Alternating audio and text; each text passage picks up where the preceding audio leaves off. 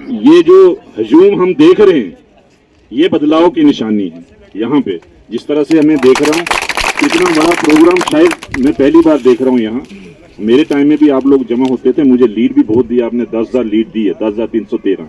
लेकिन आज जो मैं देख रहा हूँ उससे भी दुगना है यहाँ पे हजूम जो बना हुआ। इसलिए मैं कहना चाहूंगा कि अर्जुन सिंह राजू जी अच्छे कैंडिडेट हमें मिले, क्योंकि वोट आपने इनको देना, इनके बारे में बोलना पड़ेगा कि बैरिस्टर हैं, कानून जानते हैं, और वहां पे कानून ही पढ़ना पड़ता है। जब जैसे ही हम वहां पहुंचते हैं हमें कानून की किताबें मिलती हैं, उनको हमें स्टडी, हम तो कानून लॉ नोइंग नहीं थे, मैंने स्टडी की, किस तरह से उठाया मसले आपके, उठाए, स्टडी की कैसे वहां चलती है वो सिस्टम। लेकिन ये लॉ कानून जानते हैं, तो लॉ नोइंग वाले कैंडिडेट हमें मिले हैं और एक अच्छे कैंडिडेट मिले। मैं इनको बचपन से जानता हूं, इससे बढ़िया मौका हमें और नहीं आने वाला अभी। और सबसे ज्यादा अच्छी बात यह है कि गवर्नमेंट जो बनेगी उसका एमएलए होंगे तो काम ज्यादा होंगे आपके। अगर हम किसी आजाद उम्मीदवार को जिताएंगे या किसी दूसरे को जिताएंगे जिसकी गवर्नमेंट नहीं बननी, तो फिर काम हमारे नहीं होंगे बड़े बड़े। जैसे जिप्सम वाला प्रोजेक्ट है, इसके लिए हम भी पीछे लगे रहे, नहीं शुरू हुआ। लेकिन अब गवर्नमेंट आएगी तो गवर्नमेंट के एमएलए होंगे, ये असेंबली में मुद्दा उठाएंगे तो गवर्नमेंट मानेगी, और आपका जिप्सम प्रोजेक्ट भी हम भी चाहते हैं शुरू हो। इसलिए गवर्नमेंट का नुमाइंदा होने की वजह से, क्योंकि कोलिशन गवर्नमेंट बननी है एनसी कांग्रेस की, उसमें जो एमएलए जीत के जाएगा वो हमारे लिए फायदेमंद होगा। ये जो दो खड़े हैं उनके लिए बोलना पड़ेगा, जो दो अभी खड़े हैं जो बीजेपी के दो टुकड़े करके बैठे हैं, तो एक तो पहले वाला जो है वो तो उसने तो हमारे गरीब लोगों का खून चूसा। जो हमारे यहाँ से गरीब लोग जाते थे उनको लगाते नहीं थे, अपने लोग लगाते थे, और करोड़ों रुपए आप प्रॉपर्टी देखें इनकी, आप प्रॉपर्टी जो उन्होंने भरी हुई है उसमें देखें, लाखों रुपए करोड़ों रुपए इन्होंने कमाए हुए हैं, और फिर डीडीसी मेंबर भी बन गए, और अब एमएलए बनना चाहते हैं, हम ही के हमारे ही वोट लेना चाहते हैं। तो हमें सख्ती से कहना चाहूंगा, ऐसे नुमाइंदे को वोट मत दीजिए जो हमारा खून चूस के वहां बैठा हो।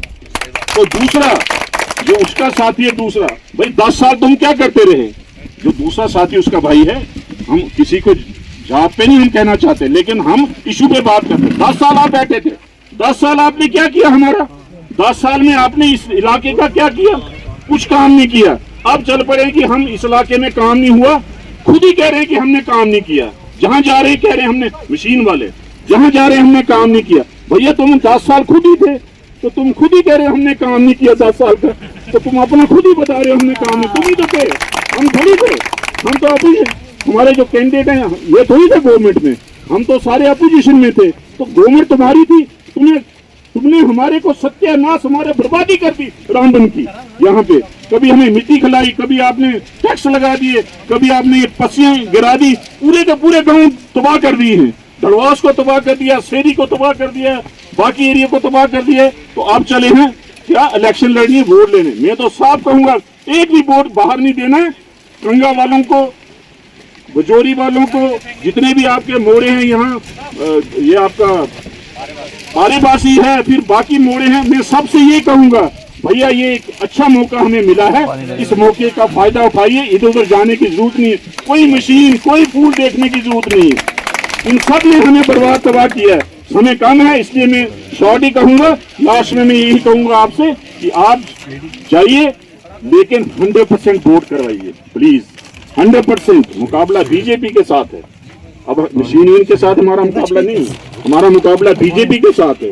आप प्लीज 100% वोटिंग करवाइए। कंगरा ऐसी जगह यहाँ मैंने देखा, जब मैं जीता था धक्का मुक्की चल रही थी, लाइनें लगी थी, लोग वोट डालना चाहते थे। इसी तरह से आपका 100% वोट आना चाहिए, तब जाके हमें कहीं कमी होगी वो पूरी होगी।